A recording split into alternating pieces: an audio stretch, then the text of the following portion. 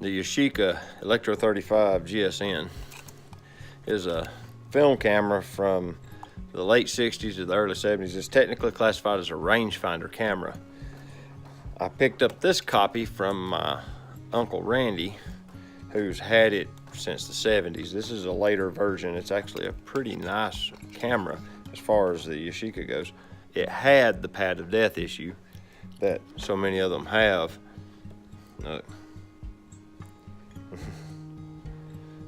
But it had the pad of death issue that so many of these cameras have. So I repaired that, and now I've got the camera up and operational. So I took it out and shot a roll of film with it. I also learned that developing 36 exposure rolls of 35mm film at home is not fun. It's actually quite arduous to get the film on the film reel. I like to never got that crap wound on there. But all that aside, I got it developed. Something else I learned is without one of those special little scanners to scan 35mm film, you really don't need to try and scan it yourself, because, hey kitty, scanning your own film without one of those special little scanners renders 35mm negatives as pretty low resolution. So, all that said, the camera works pretty well. It has manual focus. It has the timer mode works really well.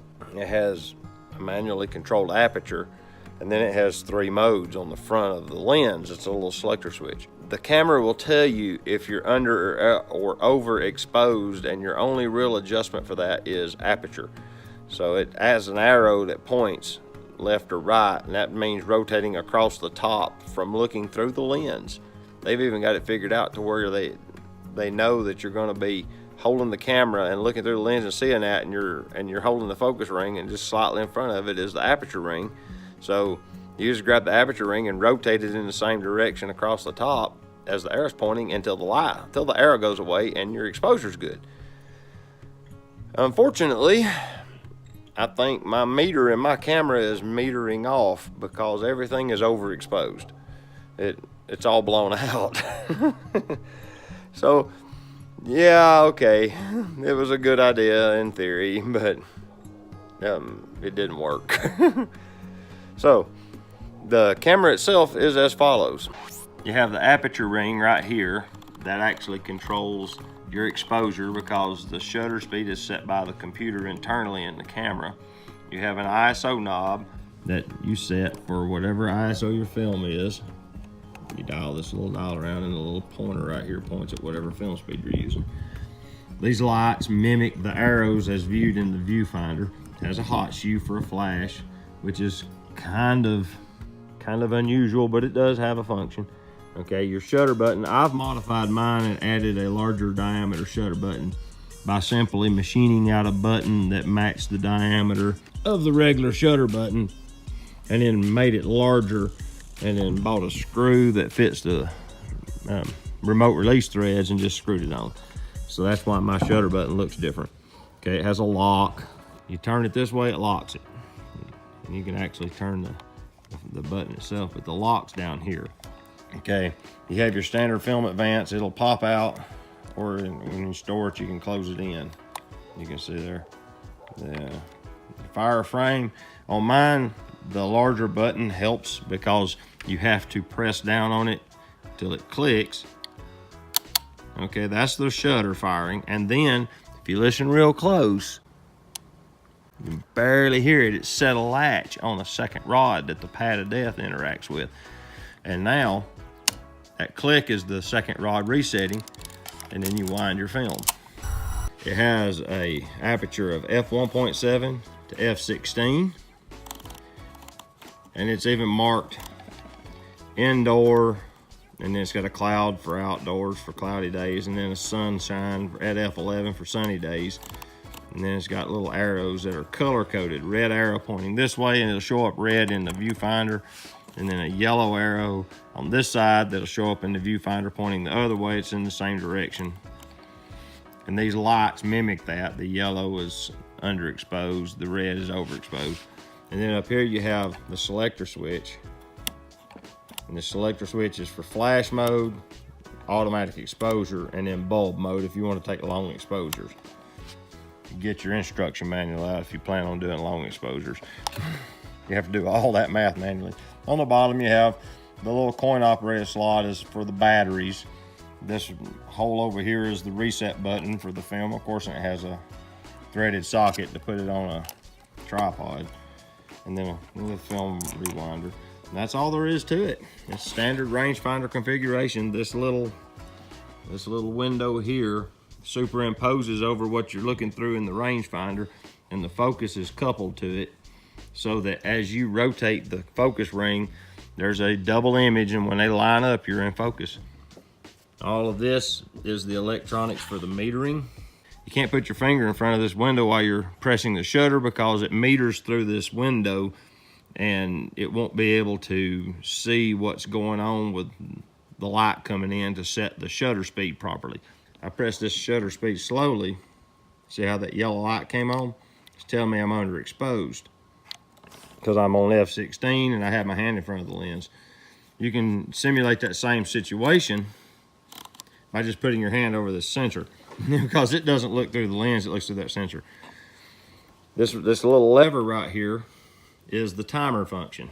If I push it down and then fire the shutter, you can see it winding back. Once it gets to a certain point, you'll hear it click. And that fired the frame. And then you just rewind it as usual. It's got a frame counter in this little window here.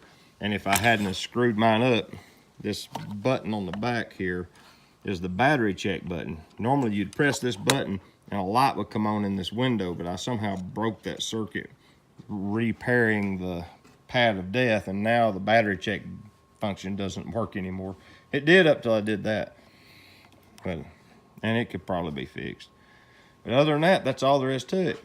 But honestly, I couldn't recommend this camera to anyone even mildly interested in 35mm photography, honestly, because number one, the lens isn't removable. You have a fixed 45mm focal length, which isn't bad. It's for general shooting, it's fine. But with so many Nikon and Canon interchangeable lens film cameras available, it's just not a good option. It's good for lomography because of its simple design and its readily available film size.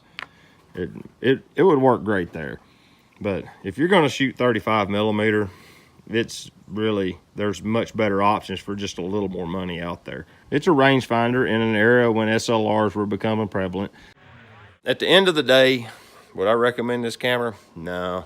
It's okay, but it's not great. You know, like I said, there's much better options available for virtually the same money. If you just want to play, yeah, I mean, you can get them on eBay fairly cheap. I wouldn't give more than about $20 for one, because most likely you're going to have to fix that pad of death in it when you get it. Most people selling them haven't repaired them. So just be wary of that. And also the battery compartment has an issue because it used to come with some kind of corrosive battery back in the day. So the cap that holds the battery in is part of the conductive circuit, and it corrodes, and then the camera ceases to work. So that's something else to watch out for. But it's, you know, it's fairly straightforward. The focus knob is back here in the very back. You can see this little button right here. What that is, that's a grip surface, and there's one on the other side as well. The focus ring being in the back is kind of a pain because it's not easy to access. Your hand wants to get in the way of all this other functionality on the camera, trying to reach all the way to the rear to get the focus ring on the camera. So if I could redesign it, this would be somewhere else, maybe on the front. Just to be honest with you, if you could switch those two functions, it would be amazing. Most likely the design of the lens, because the lens does move in and out with the focus ring. I don't know if you can see it in the video, but it does function back and forth, where the lens is actually connected to the camera. Since it's not removable without dismantling the camera, that's probably why that's back there. It was simplicity in design, but it makes it a pain to focus. You can't do it in a hurry. I've tried and tried and tried. It's just not possible. Like I said, would I recommend this camera? No. And that's my take on the Yashica Electro 35 GSN. If you like lomography, or if you like developing film and, you know, getting those antique-y looking pictures yourself, it's okay for that. If you're trying to take good images, there's other things out there that'll get you much better results. So with that, I appreciate y'all watching. We'll see y'all later.